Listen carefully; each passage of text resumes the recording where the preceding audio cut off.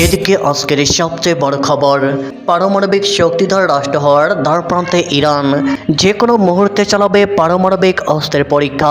এ নিয়ে থাকবে আজকের একটি গুরুত্বপূর্ণ প্রতিবেদন। কয়েকদিনের মধ্যেই পরমাণু শক্তিধর রাষ্ট্র হিসেবে নিজেকে ঘোষণা করতে যাচ্ছে ইরান, এমন খবর আগেও অনেকবার প্রচার হয়েছিল।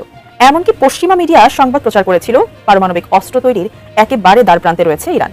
তবে সেই সব গুঞ্জন পিছনে ফেলে এবার ইরানের পরমাণু শক্তিধর রাষ্ট্র হওয়ার জোরালো দাবি উঠেছে, জানিয়ে মন্তব্য করতে বাধ্য হয়েছে পাকিস্তান। এদিকে যুক্তরাষ্ট্র ইরান ফের পাল্টাপাল্টি হামলা, অনিশ্চিত যুদ্ধবিরতি। এ নিয়ে থাকবে আজকের একটি গুরুত্বপূর্ণ প্রতিবেদন। প্রাচ্যের যুক্তরাষ্ট্র ও ইরানের মধ্যে উত্তেজনা আবারও বেড়েছে। উপসাগরীয় অঞ্চলে উভয় দেশ পাল্টাপাল্টি হামলার দাবি করেছে, যা চলমান যুদ্ধবিরতির ভবিষ্যৎ নিয়ে নতুন করে উদ্বেগ সৃষ্টি করেছে। মার্কিন সামরিক বাহিনী সেন্ট্রাল কমান্ড সেন্টকম জানিয়েছে, হরমুজ প্রণালীর দিকে ধেয়ে আসা ইরানের 4টি ওয়ান ওয়ে অ্যাটাক ড্রোন ভূপাতিত করা হয়েছে। তাদের দাবি, এসব ড্রোন আঞ্চলিক নৌ চলাচলের জন্য তাৎক্ষণিক হুমকি তৈরি করেছিল। এর জবাবে ইরানের গোরুক ও কেশম দ্বীপে অবস্থিত উপকূলীয় নজরদারি রাডার স্থাপনায় হামলা চালানো হয়। এদিকে আর রক্ষা নেই যুক্তরাষ্ট্রের, অবশেষে সেই বিশেষ অস্ত্রের জানান দিল ইরান। এনে থাকবে আজকের একটি গুরুত্বপূর্ণ প্রতিবেদন। যুক্তরাষ্ট্রের জন্য অশনি সংকেত, ইরান এনেছে সেই শক্তিশালী অস্ত্র যা দিয়ে ঘায়েল হবে মার্কিনীদের অত্যাধুনিক যুদ্ধ বিমানের বহর। তবে কি আছে ইরানের এই অস্ত্রে? এরই মধ্যে যুক্তরাষ্ট্রের MQ-9 মডেলের আত্মঘাতী ড্রোনকে ভূপাতিত করার দাবি করেছে ইরানের সামরিক বাহিনী, যাকে ঘিরে নতুন করে চাঞ্চল্য ছড়ায় পুরো মধ্যপ্রাচ্যে। অথচ মার্কিন প্রেসিডেন্ট ডোনাল্ড ট্রাম্প সম্প্রতি দাবি করেছিলেন ইরানের অস্ত্রের ভান্ডার ধ্বংস হয়েছে। কিন্তু যুক্তরাষ্ট্রের চোখ ফাঁকি দিয়ে সামরিক সক্ষমতায় আবারও কিভাবে ঘুরে দাঁড়ালো ইরান? প্রশ্ন হলো, যুক্তরাষ্ট্র ইসরায়েলের ক্রমাগত আগ্রাসনের মধ্যেও ইরানের প্রতিরক্ষা সক্ষমতা এখনো কতটা টিকে আছে? এদিকে মার্কিন বাহিনীর দিকে 7টি ব্যালিস্টিক ক্ষেপণাস্ত্র ছড়ল ইরান। মার্কিন হামলার জবাবে কয়েকগুণ বেশি শক্তিতে পাল্টা হামলা ইরানের। এ নিয়ে থাকবে আজকের একটি গুরুত্বপূর্ণ প্রতিবেদন। ইরানে নতুন করে আবারও হামলা চালিয়েছে মার্কিন যুক্তরাষ্ট্র। মার্কিন যুক্তরাষ্ট্রের নতুন হামলার পাল্টা জবাব দিতে দেরি করেনি ইরানও। পাল্টা হামলায় কয়েকগুণ বেশি শক্তিতে মার্কিন লক্ষ্যবস্তুতে হামলা চালায় ইরানের ইসলামিক বিপ্লবী গার্ড বাহিনী বা IRGC। 7টি ব্যালিস্টিক ক্ষেপণাস্ত্র ছুড়ে পাল্টা হামলা চালায় IRGC। এই পরিস্থিতিতে নতুন করে প্রশ্ন উঠছে, দীর্ঘদিন ধরে ইরান ও যুক্তরাষ্ট্রের মাঝে চলমান সংঘাতে কোনো সমাধান কি আদৌ সম্ভব, নাকি এই হামলা এবং পাল্টা হামলা চলতেই থাকবে? এদিকে মার্কিন সাম্রাজ্যের পতন, খেই হারাচ্ছে আমেরিকা, ট্রাম্পের হাতে চূড়ান্ত পরাজয়। এ নিয়ে থাকবে আজকের একটি গুরুত্বপূর্ণ প্রতিবেদন। ইতিহাসের পাতা থেকে বিদায় নিচ্ছে মার্কিন আধিপত্যের চেনা দিনগুলো। এককালের পরাক্রমশালী মার্কিন বিশ্ব ব্যবস্থা আজ এক চরম অবসান আর অনিশ্চয়তার মুখোমুখি এসে দাঁড়িয়েছে। যে বৈশ্বিক শৃঙ্খলা একসময় পৃথিবীকে নিয়ন্ত্রণ করত, তা আজ ট্রাম্প প্রশাসনের আগ্রাসী ও চরম বাস্তবমুখী নীতির ধাক্কায় ভেঙে চুরমার হয়ে যাচ্ছে। খোদ মার্কিন ঐতিহাসিকরাই এখন দীর্ঘশ্বাস ফেলে বলছেন, ভুল ত্রুটি ছাপিয়েও এই মার্কিন সাম্রাজ্য বিশ্বকে অন্তত কিছুটা হলেও প্রগতির পথ দেখিয়েছিল, যা হয়তো আগামী দিনে কেবলই এক সুদূর অতীত স্মৃতি হয়ে থাকবে। মার্কিন যুক্তরাষ্ট্রের তৈরি করা জাতিসংঘ, আন্তর্জাতিক মুদ্রা তহবিল কিংবা বিশ্ব বাণিজ্য সংস্থার মতো প্রতিষ্ঠানগুলো হয়তো কোনো মতে টিকে যাবে, তবে মানবাধিকার, মানবিক সহায়তা, শরণার্থীদের আশ্রয়, নারীর অধিকার আর অক্ষুণ্ণ জাতীয় সার্বভৌমত্বের মতো যে উদার নৈতিক আদর্শগুলো একসময় ওয়াশিংটনের বিশ্ব ব্যবস্থাকে অনুপ্রেরণা যোগাত, তা আজ কর্পূরের মতো উড়ে যাচ্ছে। এদিকে নতুন হুঁশিয়ারিতে কাঁপছে ওয়াশিংটন, ইরানি অস্ত্রের জাদু দেখবে আমেরিকা। লেবাননে হামলা, 3 ইসরায়েলি সেনা নিহত। এ নিয়ে থাকবে আজকের একটি গুরুত্বপূর্ণ প্রতিবেদন। প্রথম খবর হচ্ছে, লেবাননের একটি সামরিক কনভয়ের উপর ইসরায়েল হামলা চালিয়েছে, যাতে একজন ব্রিগেডিয়ার জেনারেল, একজন ক্যাপ্টেন এবং একজন সেনা অর্থাৎ সিপাহী নিহত হয়েছে। লেবাননের প্রেসিডেন্ট জোসেফ আউন যখন লেবাননের ক্রাইসিসের জন্য অনেকটা ইরানকে দায়ী করছেন, তখন ইসরায়েল এই হামলা চালিয়ে সম্ভবত চোখে আঙুল দিয়ে দেখিয়ে দিল আসল ঘটনা কোথায় লুকিয়ে আছে। এখন লেবাননের প্রেসিডেন্ট কি বলবেন জানি না, তবে ঘটনা ঘটে গেছে। লেবাননের প্রেসিডেন্টের পক্ষে কি এখন ইসরায়েলের বিরুদ্ধে প্রতিশোধ নেওয়া অথবা জবাব চাওয়া সম্ভব হবে? কয়েকদিনের মধ্যেই পরমাণু শক্তিধর রাষ্ট্র হিসেবে নিজেকে ঘোষণা দেবে মধ্যপ্রাচ্যের অন্যতম পরাশক্তি ইরান। সেই সঙ্গে মোস্তফা খামেনির দেশটি সম্প্রতি একটি পরমাণু বোমার বিস্ফোরণ ঘটানোর হুমকিও দিয়েছে। এমনটাই দাবি করেছেন মার্কিন কেন্দ্রীয় গোয়েন্দা সংস্থা CIA সাবেক বিশ্লেষক লেরি জনসন। জাজিং ফ্রিডম পডকাস্টে রাজনৈতিক বিশ্লেষক অ্যান্ড্রু নাপোলিটানোর সঙ্গে আলোচনায় এমন মন্তব্য করেন জনসন। তিনি এও দাবি করেন, এই বিষয়ে ব্যক্তিগতভাবে মার্কিন পররাষ্ট্রমন্ত্রী মার্কো রুবিওকে একটি রেড অ্যালার্ট বার্তা পৌঁছে দিয়েছেন পাকিস্তানের পররাষ্ট্রমন্ত্রী ইসহাক ডার। জনসনের এই বক্তব্যের পর গত 29 মে অনুষ্ঠিত ইসহাক ডার ও মার্কো রুবিওর বৈঠক নিয়ে নতুন করে শুরু হয়েছে জল্পনা।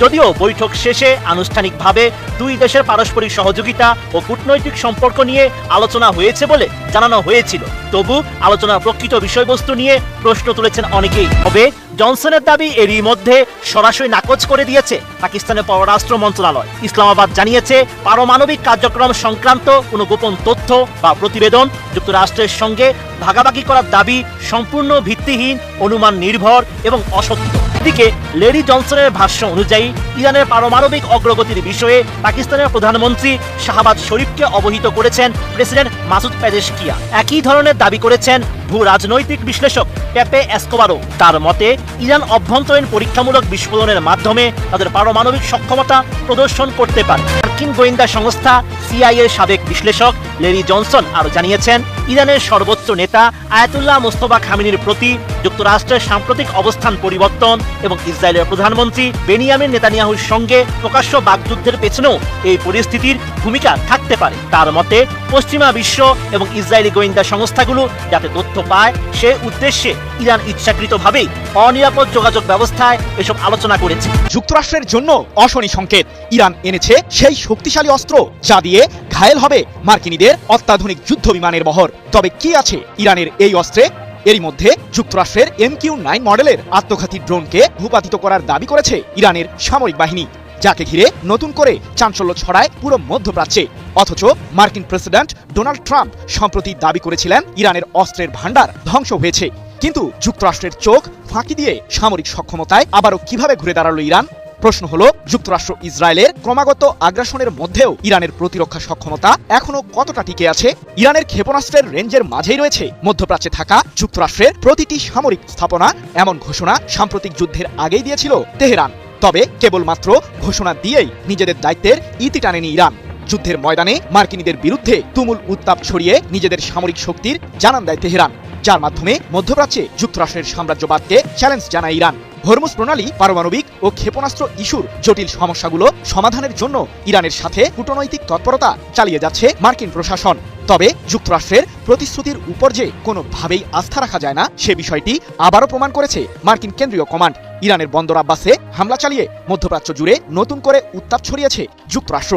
তবে পাল্টা জবাবে কুয়েতে থাকা মার্কিন সামরিক স্থাপনাকে লক্ষ্য করে মিসাইল দিয়ে হামলা চালানোর দাবি করেছে ইরানের সর্বোচ্চ প্রতিরক্ষা বাহিনী IRGC। এমনকি ইরানের আকাশসীমা ভেদ করে দেশটির বিরুদ্ধে বোমাবর্ষণ করার অপচেষ্টা চালিয়েছিল মার্কিন বিমান বাহিনী। তবে তেহরানের কড়া প্রতিরোধের মুখে পালাতে বাধ্য হয় যুক্তরাষ্ট্রের যুদ্ধ বিমানের বহর। এই ঘটনার পর ইরান নতুন করে ঘোষণা দিয়েছে যে তাদের কাছে চলে এসেছে শক্তিশালী বিমান প্রতিরক্ষা ব্যবস্থা। কিন্তু বর্তমান প্রেক্ষাপটে কতটা তাৎপর্যপূর্ণ তেহরানের এই দাবি? যুক্তরাষ্ট্রের জন্য ভয়ঙ্কর বার্তা নিয়ে আবারও হাজির হয়েছে ইরানের সামরিক বাহিনী। সম্প্রতি হরমুজ প্রণালীর কেশম দ্বীপের কাছে যুক্তরাষ্ট্রের MQ-9 মডেলের একটি আত্মঘাতী ড্রোনকে ভূপাতিত করার দাবি করে তেহরান। মার্কিনীদের ওই ড্রোনটিকে ঘায়েল করতে ইরানের সামরিক বাহিনী ব্যবহার করেছে তাদের বহরের এয়ার ডিফেন্স সিস্টেম আরাশ-ই-কামাঙ্গির, যা যুদ্ধের ময়দানে প্রথমবারের মতো ব্যবহার করেছে ইরান। বিশ্লেষকদের দাবি, ইরানের সামরিক স্থাপনাগুলোতে কয়েক মাস ধরে হামলা সত্ত্বেও মার্কিন ও ইসরায়েলি নতুন আক্রমণ প্রতিহত করার সক্ষমতা রয়েছে তেহরানের। এক প্রতিবেদনে বিষয়টি নিশ্চিত করেছে কাতার ভিত্তিক সংবাদ মাধ্যম আল জাজিরা। মধ্যপ্রাচ্যে যুক্তরাষ্ট্র ও ইরানের মধ্যে উত্তেজনা আবারও বেড়েছে। উপসাগরীয় অঞ্চলে উভয় দেশ পাল্টাপাল্টি হামলার দাবি করেছে, যা চলমান যুদ্ধবিরতির ভবিষ্যৎ নিয়ে নতুন করে উদ্বেগ সৃষ্টি করেছে। মার্কিন সামরিক বাহিনী সেন্ট্রাল কমান্ড CENTCOM জানিয়েছে, হরমুজ প্রণালীর দিকে ধেয়ে আসা ইরানের 4টি ওয়ান-ওয়ে অ্যাটাক ড্রোন ভূপাতিত করা হয়েছে। তাদের দাবি, এসব ড্রোন আঞ্চলিক নৌ চলাচলের জন্য তাৎক্ষণিক হুমকি তৈরি করেছিল। এর জবাবে ইরানের গোরুক ও কেশম দ্বীপে অবস্থিত উপকূলীয় নজরদারি রাডার স্থাপনায় হামলা চালানো হয়। অন্যদিকে ইরানের রাষ্ট্রীয় সংবাদ মাধ্যম জানিয়েছে, যুক্তরাষ্ট্রের হামলার প্রতিশোধ হিসাবে কুয়েতে অবস্থিত 2টি মার্কিন ঘাঁটি এবং বাহরাইনের মার্কিন নৌবাহিনীর স্থাপনা লক্ষ্য করে ব্যালিস্টিক ক্ষেপণাস্ত্র নিক্ষেপ করা হয়েছে। CENTCOM-এর দাবি, ইরানের ছোড়া 7টি ক্ষেপণাস্ত্রের মধ্যে 6টি প্রতিহত করা হয়েছে এবং একটি লক্ষ্যবস্তুতে পৌঁছাতে পারেনি। এর আগে গত সপ্তাহেও দুই দেশের আঞ্চলিক হামলা পাল্টা হামলার ঘটনা ঘটে, যা এপ্রিলের শুরুতে কার্যকর হওয়া যুদ্ধবিরতিকে বড় ধরনের চ্যালেঞ্জের মুখে ফেলে। কুয়েতের কর্তৃপক্ষ জানিয়েছে, বুধবার দেশটির আন্তর্জাতিক বিমানবন্দরে ইরানি ড্রোন হামলায় 1 জন নিহত এবং 60 জনের বেশি আহত হয়েছেন। তবে ইরানের Islamic revolutionary guard corps IRGC এই হামলার দায় অস্বীকার করে বলেছে, ক্ষয়ক্ষতির কারণ ছিল মার্কিন ক্ষেপণাস্ত্র প্রতিরক্ষা ব্যবস্থার ত্রুটি। এদিকে যুদ্ধবিরতি স্থায়ী করতে যুক্তরাষ্ট্র ও ইরানের মধ্যে চলমান আলোচনা এখনও অচল অবস্থায় রয়েছে। কোনো সমঝোতা চূড়ান্ত না হওয়ায় পরিস্থিতি আরও অনিশ্চিত হয়ে উঠেছে। উল্লেখ্য, গত 28 ফেব্রুয়ারি যুক্তরাষ্ট্র ও ইসরায়েল ইরানে ব্যাপক হামলা চালানোর পর সংঘাতের সূচনা হয়। জবাবে ইরান, ইসরায়েল ও যুক্তরাষ্ট্রের মিত্র উপসাগরীয় দেশগুলোকে লক্ষ্য করে হামলা চালায়। এবং বিশ্বের প্রায় 20% তেল ও তরলীকৃত প্রাকৃতিক গ্যাস LNG পরিবহনের গুরুত্বপূর্ণ পথ হরমুজ প্রণালী কার্যত বন্ধ করে দেয়। এর ফলে বিশ্ববাজারে জ্বালানি তেলের দাম উল্লেখযোগ্যভাবে বেড়ে যায়। মার্কিন প্রেসিডেন্ট ডোনাল্ড ট্রাম্প জানিয়েছেন, ইরানের বিরুদ্ধে আরোপিত নৌ অবরোধ কোনো চুক্তি স্বাক্ষর ও বাস্তবায়ন না হওয়া পর্যন্ত এই হামলা বহাল থাকবে। ইরানে নতুন করে আবারও হামলা চালিয়েছে মার্কিন যুক্তরাষ্ট্র। মার্কিন যুক্তরাষ্ট্রের নতুন হামলার পাল্টা জবাব দিতে দেরি করেনি ইরানও। পাল্টা হামলায় কয়েকগুণ বেশি শক্তিতে মার্কিন লক্ষ্যবস্তুতে হামলা চালায় ইরানের ইসলামিক বিপ্লবী গার্ড বাহিনী বা IRGC। 7টি ব্যালিস্টিক ক্ষেপণাস্ত্র ছুড়ে পাল্টা হামলা চালায় IRGC। এই পরিস্থিতিতে নতুন করে প্রশ্ন উঠছে, দীর্ঘদিন ধরে ইরান ও যুক্তরাষ্ট্রের মাঝে চলমান সংঘাতে কোনো সমাধান কি আদৌ সম্ভব, নাকি এই হামলা এবং পাল্টা হামলা চলতেই থাকবে? শনিবার সকালে ইরানের উপকূলীয় রাডার স্থাপনায় হামলা চালায় মার্কিন বাহিনী। মার্কিন সেন্ট্রাল কমান্ড বা সেনকম জানায়, তারা হুরমুজ প্রণালীতে থাকা ইরানের গোরক ও কেশম দ্বীপের নজরদারি স্থাপনায় এই হামলা চালায়। কাতার ভিত্তিক সংবাদ মাধ্যম আল জাজিরা এক প্রতিবেদনে তুলে ধরে এ খবর। এর আগে হুরমুজ প্রণালীর দিকে ছোড়া ইরানের 4টি ড্রোন ভূপাতিত করার দাবি করে মার্কিন বাহিনী। মার্কিন সূত্র জানায়, ইরানের ড্রোনগুলো এই অঞ্চলে চলাচলকারী জাহাজকে লক্ষ্য করে ছোড়া হয়েছিল। এর পরপরই ইরানি স্থাপনাকে লক্ষ্য করে হামলা চালায় মার্কিন বাহিনী। এর আগেও এই একই স্থাপনাতেই হামলা চালিয়েছিল মার্কিন বাহিনী। তবে মার্কিন হামলার পাল্টা জবাব দিতে দেরি করেনি তেহরানও। 7টি ব্যালিস্টিক ক্ষেপণাস্ত্র ছুড়ে পাল্টা হামলা চালায় ইরান। IRGC জানিয়েছে, মার্কিন হামলার জবাবে কুয়েত ও বাহরাইনে অবস্থিত মার্কিন ঘাঁটিকে লক্ষ্য করে পাল্টা হামলা চালানো হয়েছে। তাৎক্ষণিকভাবে ইরানের হামলায় ক্ষতির চিত্র সম্পর্কে জানা যায়নি।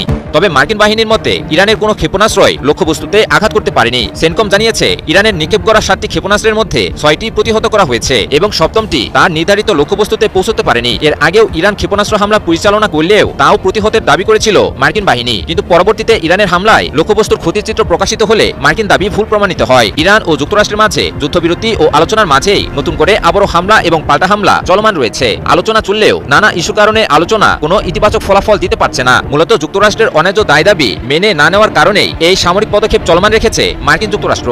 কিন্তু এত কিছুর পরও যুক্তরাষ্ট্রের সামনে মাথা নত করছে না ইরান। ইরান সাফ জানিয়ে দিয়েছে, প্রয়োজনে তারা দীর্ঘ লড়াইয়ের জন্য প্রস্তুত, তবুও অন্যায় দায় দাবির সামনে মাথা নত করবে না। ইতিহাসের পাতা থেকে বিদায় নিচ্ছে মার্কিন আধিপত্যের চেনা দিনগুলো। এককালের পরাক্রমশালী মার্কিন বিশ্ব ব্যবস্থা আজ এক চরম অবসান আর অনিশ্চয়তার মুখোমুখি এসে দাঁড়িয়েছে। যে বৈশ্বিক শৃঙ্খলা একসময় পৃথিবীকে নিয়ন্ত্রণ করত, তা আজ ট্রাম্প প্রশাসনের আগ্রাসী ও চরম বাস্তবমুখী নীতির ধাক্কায় ভেঙে চুরমার হয়ে যাচ্ছে। খোদ মার্কিন ঐতিহাসিকরাই এখন দীর্ঘশ্বাস ফেলে বলছেন, ভুল ত্রুটি ছাপিয়েও এই মার্কিন সাম্রাজ্য বিশ্বকে অন্তত কিছুটা হলেও প্রগতির পথ দেখিয়েছিল, যা হয়তো আগামী দিনে কেবলই এক সুদূর অতীত স্মৃতি হয়ে থাকবে। মার্কিন যুক্তরাষ্ট্রের তৈরি করা জাতিসংঘ, আন্তর্জাতিক মুদ্রা তহবিল কিংবা বিশ্ব বাণিজ্য সংস্থার মতো প্রতিষ্ঠানগুলো হয়তো কোনো মতে টিকে যাবে, তবে মানবাধিকার, মানবিক সহায়তা, শরণার্থীদের আশ্রয়, নারীর অধিকার আর অক্ষুণ্ণ জাতীয় সার্বভৌমত্বের মতো যে উদার নৈতিক আদর্শগুলো একসময় ওয়াশিংটনের বিশ্ব ব্যবস্থাকে অনুপ্রেরণা যোগাত, তা আজ কর্পূরের মতো উড়ে যাচ্ছে।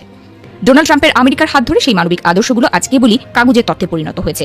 ট্রাম্প প্রশাসনের চরম বৈষয়িক এবং স্বার্থকেন্দ্রিক নীতির কারণে বিশ্ব আজ এক নিষ্ঠুর লেনদেনের যুগে প্রবেশ করছে, যেখানে নৈতিকতার কোনো স্থানই নেই। এই পরিবর্তনের সবচেয়ে বড় এবং নির্মম আঘাতটি এসেছে বৈশ্বিক মানবিক সহায়তার উপর। ট্রাম্প প্রশাসন অত্যন্ত নাটকীয়ভাবে মার্কিন আন্তর্জাতিক উন্নয়ন সংস্থা বা USAID সম্পূর্ণ বিলুপ্ত করে দিয়েছে। পশ্চিমা বিশ্বকে সাথে নিয়ে বৈদেশিক সাহায্যের তহবিলগুলো এখন দেদারসে কাটছাঁট করে ঢেলে দেওয়া হচ্ছে সামরিক প্রতিরক্ষায়। বিশ্বজুড়ে খাদ্য ও ঔষধের এই বিশাল ঘাটতির কারণে 2030 সালের মধ্যে আরও অতিরিক্ত 1,40,00,000 মানুষের মৃত্যুর আশঙ্কা করা হচ্ছে, যা আধুনিক সভ্যতার বুকে এক চরম ট্র্যাজেডি হিসেবে দেখা দিতে পারে। অথচ এই মার্কিন বিশ্ব ব্যবস্থার অধীনেই বিশ্বব্যাংকের ঋণ, পশ্চিমা সাহায্য আর চীনের অর্থনৈতিক প্রবৃদ্ধির যৌথ মেলবন্ধনে এক নীরব বিপ্লব ঘটেছিল। 1981 সালে যেখানে বিশ্বের প্রায় 44% মানুষ চরম দারিদ্র্যের মধ্যে দিনানিপাত করত, 2019 সালে তা নাটকীয়ভাবে নেমে এসেছিল মাত্র 9%। কিন্তু আজকের দিনে দাঁড়িয়ে সেই মানবিক জয়যাত্রা স্তব্ধ হয়ে গেছে। মানবিকতার এই শূন্যস্থান এখন পূরণ করছে চীনের মতো পরাশক্তিদের নতুন পররাষ্ট্রনীতি, যা সম্পূর্ণভাবে পারস্পরিক স্বার্থের উপর ভিত্তি করে গড়ে উঠেছে এবং যেখানে নৈতিক মূল্যবোধের বিন্দুমাত্র বালাই নেই। সবচেয়ে বড় আশঙ্কার বিষয় হলো, গত 8 দশক ধরে পরাশক্তিগুলোর মধ্যে যে কোনো মহাযুদ্ধ বাঁধেনি, সেই শান্তি এখন এক সুতোয় ঝুলছে। জলবায়ু পরিবর্তনের মতো বৈশ্বিক মহামারী মোকাবেলায় যেখানে সমস্ত দেশের একজোট হয়ে সম্পদ বিনিয়োগ করার কথা কথা ছিল, সেখানে পরমাণু অস্ত্রের প্রতিযোগিতায় মেতে উঠেছে সবাই। 2023 সালেই পরমাণু অস্ত্রের পেছনে খরচ এক ধাক্কায় 13% বেড়েছে। চীন এবং রাশিয়ার সাথে এই নতুন স্নায়ুযুদ্ধে টেক্কা দিতে খোদ যুক্তরাষ্ট্রই তাদের পরমাণু শক্তি আধুনিকায়নে আগামী 30 বছরে $1.7 ট্রিলিয়ন খরচের এক বিশাল ও ভয়ঙ্কর পরিকল্পনা হাতে নিয়েছে। বিশ্বের এই যুদ্ধংদেহী রূপ দেখে এখন মাঝারি সারির দেশগুলোও নিজেদের অস্তিত্ব রক্ষার্থে পারমাণবিক অস্ত্রের দিকে ঝুঁকছে। উত্তর কোরিয়ার মতো পরমাণু সমৃদ্ধ দেশ যেখানে নিরাপদ, সেখানে ইরানের মতো দেশকে প্রতিনিয়ত বিধ্বস্ত হতে দেখছে বিশ্ব। এই বৈষম্যমূলক বাস্তবতাই অন্যান্য রাষ্ট্রগুলোকে এক আত্মঘাতী পরমাণু প্রতিযোগিতার দিকে ঠেলে দিচ্ছে, যা যে কোনো মুহূর্তে পুরো পৃথিবীকে ধ্বংসের মুখে ঠেলে দিতে পারে। ওয়াশিংটনের এই ঐতিহাসিক পিছুটান এবং বিশ্ব নেতৃত্বের আসন ছেড়ে দেওয়া দেখে আজ পুরো দুনিয়ায় এক চরম আতঙ্কে কাঁপছে। এমন এক ক্রান্তিলগ্নে দাঁড়িয়ে ইতিহাসবিদ আলফ্রেড ডব্লিউ ম্যাককয় অত্যন্ত আবেগঘন ও নাটকীয়ভাবে মার্কিন সাম্রাজ্যের এই পতনের খতিয়ান তুলে ধরেছেন। মার্কিন সেনা ঘাঁটিতে বড় হওয়া, বাবার কমিউনিস্ট বিরোধী কোরিয়ান যুদ্ধের বীরত্বগাথা আর শৈশবে স্কুলে আমেরিকার পতাকাকে স্যালুট করার স্মৃতি রোমন্থন করে তিনি বলছেন, সমস্ত ক্ষমতার অপব্যবহার আর নিজস্ব নীতি ধরে রাখতে ব্যর্থ হওয়ার পরেও আমেরিকার এই সাম্রাজ্যবাদী যুগ পৃথিবীকে আগের কিংবা পরের যে কোনো পরাশক্তির চেয়ে অনেক বেশি প্রগতির সুযোগ করে দিয়েছিল। আজ তাই এক বুক হাহাকার আর তীব্র আশঙ্কা নিয়ে বিশ্ববাসীকে বিদায় জানাতে হচ্ছে সেই চেনা বিশ্ব ব্যবস্থাকে। মার্কিন আধিপত্যের এই চেনা সুদিনকে চিরতরের জন্য বিদায় জানিয়ে খোদ ঐতিহাসিকরাই আজ বলছেন, শান্তিতে ঘুমাও প্যাক্স আমেরিকানা, তোমাকে খুব বেশি মনে পড়বে। এক অনিশ্চিত, স্বার্থপর এবং পারমাণবিক যুদ্ধের ঝুঁকিতে থাকা নতুন পৃথিবীর মুখোমুখি দাঁড়িয়ে আজ পুরো বিশ্বই হয়তো খুব দ্রুতই ওয়াশিংটনের সেই পুরনো দিনগুলোর জন্য আফসোস করতে শুরু করবে। প্রথম খবর হচ্ছে, লেবাননের একটি সামরিক কনভয়ের উপর ইসরায়েল হামলা চালিয়েছে, যাতে একজন ব্রিগেডিয়ার জেনারেল, একজন ক্যাপ্টেন এবং একজন সেনা অর্থাৎ সিপাহি নিহত হয়েছে। লেবাননের প্রেসিডেন্ট জোসেফ আউন যখন লেবাননের ক্রাইসিসের জন্য অনেকটা ইরানকে দায়ী করছেন, তখন ইসরায়েল এই হামলা চালিয়ে সম্ভবত চোখে আঙুল দিয়ে দেখিয়ে দিল আসল ঘটনা কোথায় লুকিয়ে আছে। এখন লেবাননের প্রেসিডেন্ট কি বলবেন জানি না, তবে ঘটনা ঘটে গেছে। লেবাননের প্রেসিডেন্টের পক্ষে কি এখন ইসরায়েলের বিরুদ্ধে প্রতিশোধ নেওয়া অথবা জবাব চাওয়া সম্ভব হবে? এদিকে মার্কিন প্রেসিডেন্ট ডোনাল্ড ট্রাম্প আবারও বলেছেন ইরানের সাথে একটা চুক্তি শিগগিরই হয়ে যেতে পারে। এই প্রসঙ্গে তিনি এনবিসি টেলিভিশনকে জানিয়েছেন, ভিয়েতনাম যুদ্ধ 19 বছর চলেছে, আমি তো মাত্র 3 মাস। অথচ তিনি যুদ্ধ শুরুর সময় বলেছিলেন 3 থেকে 4 দিনের ভেতরে আমরা সবকিছু ক্লিয়ার করব। এদিকে ইরানের উপর সামান্যতম হামলা হলে জবাব হবে বিধ্বংসী, এবং ইরান যে কথা বলে আসছে সেই কথা এখন চূড়ান্তভাবে প্রশ্নের মুখোমুখি করছে। নতুন যদি যুদ্ধ শুরু হয়, ইরান কি আসলে অস্ত্রের জাদু দেখাতে পারবে? সুপ্রিয় দর্শক, এই সব বিষয় নিয়েই এখনকার আলোচনা। আশা করি আলোচনা ভালো লাগবে এবং আপনারা শেষ পর্যন্ত সঙ্গে থাকবেন। আর ভিডিও যদি ভালো লাগে তাহলে লাইক, কমেন্ট, শেয়ার করবেন এবং চ্যানেলটি সাবস্ক্রাইব করে সাথেই থাকবেন। দর্শক, আপনারা সাবস্ক্রাইব করার জন্য ক্লিক করে বেল বাটনে চাপ দিতে পারেন, তাহলে আপনাদের কাছে সমস্ত ভিডিও আপলোড হওয়ার সাথে সাথেই চলে যাবে, আপনারা নোটিফিকেশন পাবেন। দর্শক, চলুন বিস্তারিত আলোচনা যাই। আজকে দুপুরের ভিডিওতে বলেছিলাম, লেবাননের প্রেসিডেন্ট সম্পর্কে বেশ বিস্তারিত আলোচনা করেছিলাম। তিনি ইরানকে খানিকটা বলা যায় এক হাত নিয়েছেন। তিনি বলেছেন, this is our country, this is not yours. এটা আমাদের দেশ, এটা তোমাদের দেশ না। ইরানকে বলেছে, ইরানের কর্মকর্তাদেরকে বলেছে। ইরান আমেরিকার সাথে চুক্তির ক্ষেত্রে লেবাননকে বার্গেনিং চিপ অর্থাৎ দর কষাকষির হাতিয়ার বানাচ্ছে। এ কাজ করার জন্য নিষেধ করেছিলেন লেবাননের প্রেসিডেন্ট জোসেফ আউন। এই জোসেফ আউন, আমি আবারও বলছি, তিনি কিন্তু একসময় লেবাননের সেনাবাহিনীর প্রধান ছিলেন। লেবাননের যে সাংবিধানিক কাঠামো, সেই কাঠামোর আওতায় খ্রিস্টান সম্প্রদায় থেকে প্রেসিডেন্ট, সুন্নি সম্প্রদায় থেকে প্রধানমন্ত্রী এবং শিয়া সম্প্রদায় থেকে জাতীয় সংসদের স্পিকার নির্বাচিত হন। সেই হিসেবে জোসেফ আউন প্রেসিডেন্ট হতে পেরেছেন, অনেকটা তার জন্য সহজ হয়েছে। তো যাই হোক, এই জোসেফ আউন যখন সেনাপ্রধান ছিলেন, তখন লেবানন ইসরায়েলের বিরুদ্ধে কখনোই কোনো প্রতিবাদ করতে পেরেছে এমনটা আমার জানা নেই। আমি সুদীর্ঘকাল ধরে ইংরেজি খবরের সাথে আছি, বিদেশি নিউজ করার সাথে আমার অনেক দিনের সম্পর্ক। কিন্তু জোসেফ আউন ইসরায়েলের বিরুদ্ধে কোনো প্রতিরোধ যুদ্ধে ডাক দিয়েছেন বা কোনো প্রতিবাদ করেছেন ইসরায়েলি দখলদারিত্বের বিরুদ্ধে, বা অনেক ক্ষেত্রেই তারা যে মারাত্মক রকমের হামলা, হত্যাযজ্ঞ চালায়, এর বিরুদ্ধে কখনো তিনি কোনো বাদ প্রতিবাদ কিছু করেনি। কার্যত লেবাননের সেনাবাহিনীকে একটা ছোট জগন্নাথে পরিণত করে রেখেছেন এই সমস্ত ব্যক্তি। যাই হোক, তিনি ইরানকে যে কথা বলেছিলেন কড়া ভাষায়, সিএনএনের আমানপুরের সঙ্গে সাক্ষাৎকারে তিনি বলেছিলেন যে ইরান লেবাননকে বার্গেনিং চিপ বানাচ্ছে। এর জবাবে ইরানের পক্ষ থেকে বলা হয়েছিল যে, মিস্টার প্রেসিডেন্ট, আপনি আপনার আসল শত্রুর দিকে নজর দিন, এই দিকে নজর না দিয়ে, অর্থাৎ ইরানের দিকে নজর না দিয়ে আসল শত্রুর দিকে নজর দিন এবং তাকে মোকাবেলা করার চেষ্টা করুন, তাকে হ্যান্ডেল করুন। এবং ইরানের পররাষ্ট্রমন্ত্রী সাইদ আব্বাস আরাকচি একদম পরিষ্কার করে বলেছেন যে ইরান অবশ্যই লেবাননকে কখনোই দর কষাকষির হাতিয়ার হিসেবে ব্যবহার করেনি। যদি তা করতো তাহলে অনেক আগে আমেরিকার সাথে ইরানের চুক্তি হয়ে যেত, কিন্তু তা হয়নি। বরং ইরান শুধু ইরান না, মধ্যপ্রাচ্যের বৃহত্তর শান্তি এবং স্থিতিশীলতা প্রতিষ্ঠার চেষ্টা করছে লেবানন সহ। এইরকম আলাপ আলোচনা এবং বাকযুদ্ধের ভেতরেই আজকে ইসরায়েলের সামরিক বাহিনী লেবাননের একটি সামরিক বহরের উপরে হামলা চালিয়েছে। সেই হামলায় একজন ব্রিগেডিয়ার জেনারেল নিহত হয়েছেন, একজন ক্যাপ্টেন নিহত হয়েছেন এবং একজন সিপাহী নিহত হয়েছেন। 3 জনই লেবাননের সেনা বাহিনীর সদস্য, কর্মকর্তা ইত্যাদি ইত্যাদি। এই যে 3 জন সেনা মারা গেল এবং আরো বেশ কয়েকজন আহত হয়েছেন, এ ব্যাপারে ইসরায়েল কি কথা বলবে? কিছুই বলবে না, কোনো কিছু বলার প্রয়োজনই বোধ করবে না। লেবানন কি করবে? লেবাননের প্রেসিডেন্ট তিনি তখনও শান্তিবাদী আওড়াবেন, তিনি সর্বমহলের প্রেসিডেন্ট, এই স্তুতি গাইতে থাকবেন। তিনি বারবার প্রমাণ করার চেষ্টা করবেন তিনি একজন নিরপেক্ষ লোক, তিনি কোনো পক্ষের না, খুব নিরপেক্ষ প্রমাণ করার চেষ্টা করবেন এবং হয়তো এখনো করছেন। কিন্তু যখন তার দেশের সামরিক বাহিনী একটা দখলদার শক্তির বাহিনীর হাতে আক্রান্ত হয়, হামলা শিকার হয়, তখন একজন সাবেক সেনাপ্রধান হিসেবে এবং একজন বর্তমান প্রেসিডেন্ট হিসেবে তার কি করণীয়, তার ভূমিকা কি, সেটা লেবাননবাসী অবশ্যই দেখতে চায়। লেবাননের প্রধানমন্ত্রী তিনিও হয়তো যথেষ্ট মিনমিন করবেন, কান্নাকাটি করবেন, দুঃখ করবেন, চোখের জলও ফেলতে পারেন। 3 জন সেনা নিহত হয়েছেন, কয়েকজন আহত হয়েছেন এর জন্য। কিন্তু তাদের কারোরই ক্ষমতা হবে না ইসরায়েলের বিরুদ্ধে জোরালো ভাষায় প্রতিবাদ করা বা কোনো কিছু করা বা কোনো অ্যাকশনে যাওয়া। একটা দেশের সামরিক বাহিনীর উপর হামলা হলে সেই সামরিক বাহিনীর পক্ষ থেকে একটা গুলিও ছোড়া হয় না। How it is possible?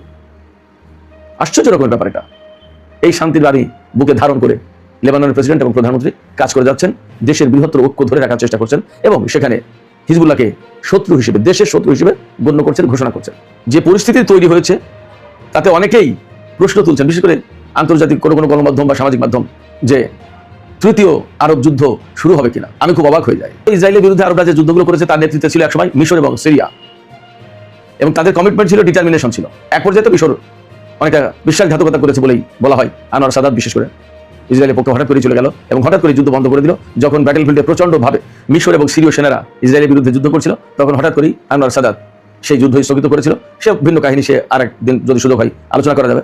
কিন্তু তখন মিশর এবং সিরিয়ার মতো শক্তি ইসরায়েলের বিরুদ্ধে লড়াই করেছিল। এখন লেবাননের মতো একটা দুর্বল সেনাবাহিনীর সামরিক শক্তির দেশ, তার পক্ষে কি ইসরায়েলের বিরুদ্ধে রুখে দাঁড়ানো সম্ভব? এবং এই মুহূর্তে আরবদের ভেতরে প্রচন্ড রকমের অনৈক্য। যখন ইসরায়েলের বিরুদ্ধে আরবরা যুদ্ধ করতো তখন তারা পরাজিত হলেও তাদের ভিতরে একটা ঐক্য ছিল, আরব জাতীয়তাবোধ ছিল, আরব জাতীয়তাবাদী চেতনা ছিল এবং আরব ফিলিংসটা ছিল যে ফিলিস্তিনিরা আমাদের আরব ভাই, আমরা আরব, আমরা আরবীয়রা ঐক্যবদ্ধভাবে লড়াই করবো, এমন একটা ফিলিংস ছিল। কিন্তু এখন কি সেই ফিলিংস আছে? নেই। সেক্ষেত্রে লেবাননের পক্ষে ইসরায়েলের বিরুদ্ধে দাঁড়ানো আদৌ কি সম্ভব? হ্যাঁ, লেবাননের পক্ষে কথা বলেছেন বাহরাইনের সরকার। তারা কি বলেছেন? তারা বলেছেন লেবানন ইরানকে যে বলছে যে আমাদের অভ্যন্তরীণ ব্যাপারে হস্তক্ষেপ করো না, এটা আমাদের দেশ, এটা তোমাদের দেশ না, এই বক্তব্যের প্রতি সমর্থন জানিয়েছে বাহরাইন। কিন্তু ইসরায়েল যে এত বড় অন্যায় করে যাচ্ছে দিনের পর দিন, বছরের পর বছর, ফিলিস্তিনে, গাজায়, পশ্চিম তীরে, লেবাননে, দক্ষিণ লেবাননে, এর কোনো বাদ প্রতিবাদ করার ক্ষমতা, হিম্মত এদের নেই। বরং এই ইসরায়েলকে বলা যায় যে সোনার মুকুট দিয়ে তারা বরণ করেছে, আব্রাহাম অ্যাকর্ড দিয়ে তারা ইসরায়েলকে পুরস্কৃত করেছে। যাই হোক, এখন আমরা অপেক্ষায় থাকি, দেখি লেবানন পরিস্থিতি কোথায় যায়, কি হয়। তবে লেবাননের যে প্রতিরোধকামী সংগঠন, তারা তাদের কাজ চালিয়ে যাবে, তাতে কেউ পাশে থাকলো না থাকলো। This is their goal, this is their bottom. এদিকে মার্কিন প্রেসিডেন্ট ডোনাল্ড ট্রাম্প তিনি আবার বলেছেন এনবিসি টেলিভিশনকে দেওয়া সাক্ষাৎকারে যে ইরানের সাথে আবার শিগগিরই চুক্তির বা যুদ্ধবিরতি আলোচনা শুরু হবে এবং শিগগিরই একটা চুক্তি হয়ে যেতে পারে। তিনি আবারও জোর দিয়ে বলেছেন যেভাবে হোক, একভাবে না একভাবে তিনি ইরানের ইউরেনিয়াম সমৃদ্ধ করা যে ইউরেনিয়াম, সেই ইউরেনিয়াম তিনি দখলে নেবেন। এরপরে ইরানের সাথে তিনি চুক্তি করবেন, সবকিছু ঠিকঠাক হয়ে যাবে, কোনো ব্যাপারই না, এরকম বক্তব্য দিয়েছেন। সাংবাদিক প্রশ্ন করেছেন যে সর্বশেষ ইরানের সাথে কবে আলাপ হয়েছে আপনার, তিনি এই প্রশ্নের জবাব দেননি।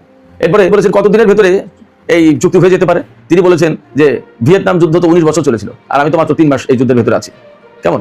এর ভেতর দিয়ে দুটো বিষয় আসতে পারে, যে কোনোটা হতে পারে। এর ভিতরে হয় তিনি দীর্ঘমেয়াদী যুদ্ধের একটা ইঙ্গিত দিয়েছেন, অথবা তিনি যা বলেছেন তার মানে দ্বারা যে আমেরিকা আসলে ইরানের সাথে পারছে না, Iran is a very tough opponent, Iran অনেক শক্ত একটা প্রতিদ্বন্দ্বী, যে কোনোটা মিন হতে পারে। যাই হোক, তবে তিনি একদম সহজেই বলেছেন যে ইরানের কাছ থেকে যে কোনো উপায়ে যেভাবে হোক পরমাণু সমৃদ্ধ ইউরেনিয়াম আমরা নিয়ে নেব। মনে হচ্ছে যেন একদম সহজ একটা ব্যাপার, ইরান চাইলেই দিয়ে দেবে, হয় চুক্তির মাধ্যমে আর তা না হলে সামরিক উপায়ে। তিনি এভাবে বলেছেন, কিন্তু আসলে কি তিনি সামরিক উপায়ে ইরানের কাছ থেকে ইউরেনিয়াম কেড়ে নেওয়ার ক্ষমতা রাখেন? প্রশ্নই ওঠে না। কারণ ইরান একদম পরিষ্কার করে বলে দিয়েছে এবং সেটা গত 2 দিনে কাজে কর্মে প্রমাণ করে দিয়েছে। কি সেটা হচ্ছে ইরানের উপরে আমেরিকা মোটামুটি খুব মাইল্ড হামলা চালিয়েছে। এই হামলা চালিয়ে হয়তো তারা ইরানকে টেস্ট করতে চেয়েছে তাদের প্রস্তুতিটা আসলে কেমন, তারা আসলেই প্রচন্ড জবাব দেবে কিনা, নাকি চুক্তির জন্য তারা চুপচাপ থাকবে, আসলে কি ব্যাপার, এগুলো টেস্ট করতে চাইতে পারে। অথবা এমন হতে পারে যে আসলে দেখি যে তাদের অস্ত্রের ধার ভার কোন পরিস্থিতিতে আছে, তাদের প্রস্তুতিটা কেমন। যাই হোক, তো ইরান যেহেতু একদম কড়া জবাব দিয়েছে, কড়া, আপনারা ভিডিও দেখে অবাক হয়ে যাবেন যে কুয়েতের যে বিমান ঘাঁটিতে হামলা চালিয়েছে সেই বিমান ঘাঁটি কার্যত তছনছ হয়ে গেছে, একেবারে তছনছ হয়ে গেছে, মারাত্মক রকমের হামলা। এই হামলার পর একদম পরিষ্কার হচ্ছে আমেরিকার কাছে যে ইরান থামবে না, ইরান ছাড় দেবে না, ইরান কোনো মতে আপোষ করবে না। তার মানে ইরান খুব স্ট্রং পজিশনে, এবং তাদের এই পজিশন ধরে রাখার জন্য এখন তাদেরকেই আমেরিকার যে কোনো ছোটখাটো অন্যায়ের বিরুদ্ধেও শক্ত জবাব দিতে হবে। এই জায়গা থেকেই বিশ্বাস করার যথেষ্ট কারণ আছে। ইরান যে দীর্ঘদিন ধরে বলে আসছে আমাদের উপর যদি নতুন করে আমেরিকা হামলার ঘটনা ঘটায়, ইসরায়েল যদি নতুন করে আগ্রাসন চালায়, তাহলে তার জবাব হবে ভয়ঙ্কর বিধ্বংসী এবং এমন অস্ত্র ব্যবহার করা হবে যা বিশ্ব কখনো দেখেনি, শত্রুরা বিস্মিত হবে, সারপ্রাইজ হয়ে যাবে। তো এই যে ইরানের পক্ষ থেকে হুমকি দেওয়া হচ্ছে, এবং আমি কয়েকটা ভিডিওতে মাঝে মাঝে বলেছি কি ধরনের অস্ত্র ব্যবহার করতে পারে, সেই জায়গায় বিশ্বাস করার যথেষ্ট কারণ এখন আমাদের সামনে উপস্থিত যে ইরান যে কথা বলছে তাই করবে। সেটা হামলার মাত্রা অনেক কঠিন এবং বিস্তৃত করে সেটা প্রমাণ করবে, এবং এমন কিছু অস্ত্র তারা আসলে ব্যবহার করবে যে অস্ত্রের কথা চিন্তা করে স্বয়ং আমেরিকা ভয় পাচ্ছে। এবং এর মধ্যে গণমাধ্যমে খবর এসছে যে মার্কিন প্রেসিডেন্ট ডোনাল্ড ট্রাম্প ইরানকে ভয় পাচ্ছেন রীতিমতো। কারণ কি? তার কাছে কোনো না কোনো সূত্র থেকে বলা হচ্ছে পাকিস্তানের কাছে ইরান বলেছে, এবং পাকিস্তান সেই কথা আমেরিকার কাছে পৌঁছে দিয়েছে যে ইরান অলরেডি পরমাণু অস্ত্র অথবা তার চেয়ে বড় কিছু আবিষ্কার করেছে। এখন পরমাণু অস্ত্র যদি বানিয়ে ফেলে তাহলে তো আমেরিকা ডোনাল্ড ট্রাম্পের জন্য ভয়ঙ্কর ভয়, আর যদি তা না বানাতে তার চেয়ে বড়, তাহলে সেটা কি? সেটাও তো একটা ভয়ের কারণ। খুব বাস্তব কথা হচ্ছে আমেরিকার শক্তের ভক্ত নরমের জন্য। আপনারা খেয়াল করে দেখবেন পৃথিবীতে আমেরিকা যে পরিমাণে দুর্বল রাষ্ট্রগুলোর উপর যুগে যুগে হামলা চালিয়েছে, যুদ্ধ চাপিয়ে দিয়েছে, আগ্রাসন চালিয়েছে, এরকম শক্ত কোনো দেশের, শক্তিশালী দেশের বিরুদ্ধে কিন্তু তাদের কোনো যুদ্ধের ঘটনা নেই।